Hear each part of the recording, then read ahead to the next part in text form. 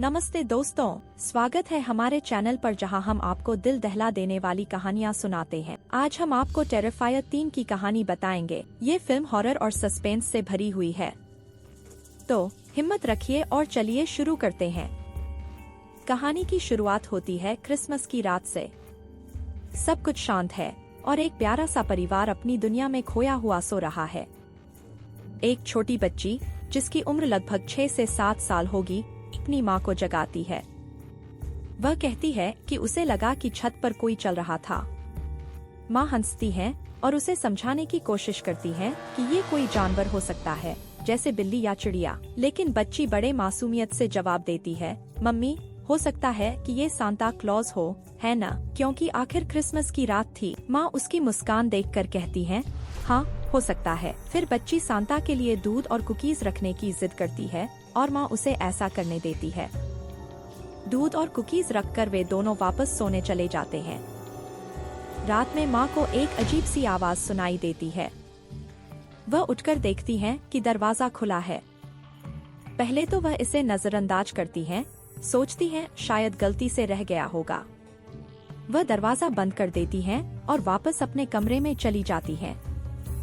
वह अपने पति से कहती है कि बच्ची ने सांता के लिए दूध और कुकीज रखी हैं और उसे सुबह खा लेने को कहती है।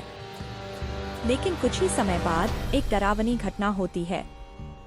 बच्ची को फिर से किसी के चलने की आवाज आती है और जब वह जाकर देखती है, उसे सामने एक अजीब सा इंसान खड़ा दिखता है। ये है आर्ट द क्लाउन, एक भयानक जोकर जो सांता के वेश में आया है। उसका हुलिया देखकर ही समझ आता है कि वो किसी अच्छे इरादे से नहीं आया है। आर्ट के हाथ में खून से सनी कुल्हाड़ी होती है।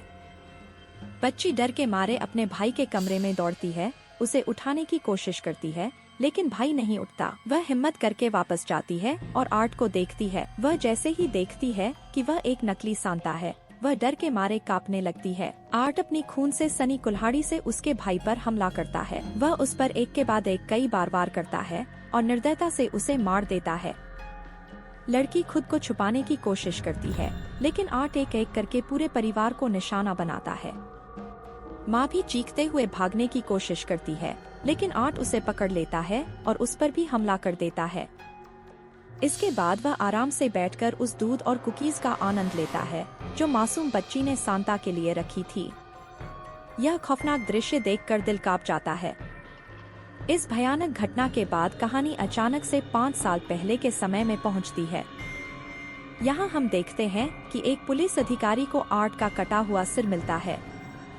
पुलिस अधिकारी अपने ऑफिस में फोन करके टीम को बुलाता है ताकि इस रहस्यमय घटना की छानबीन कर सके। जैसे ही वह उसके सिर के पास जाता है, अचानक वो सिर जिंदा हो उठता है और पुलिस अधिकारी पर हमला कर देता है। ये वो समय था जब पहली बार लोगों ने आर्ट द क्लाउन की क्रूरता देखी थी। इसके बाद आर्ट एक ट्रेन में चढ़ जाता है। वहाँ एक अकेली महिला बैठी होती है और आर्ट उसे अपने बेजान सिर से डराने लगता है। उसका सिर इतना डरावना और नाटकीय तरीके से महिला के सामने रखा होता है कि महिला डर के मारे चिल्लाने लगती है। आर्ट बस अपने असामान्य और डरावने तरीके से हंसता है। अब कहानी एक मानसिक अस्पताल की तरफ मुड़ती है।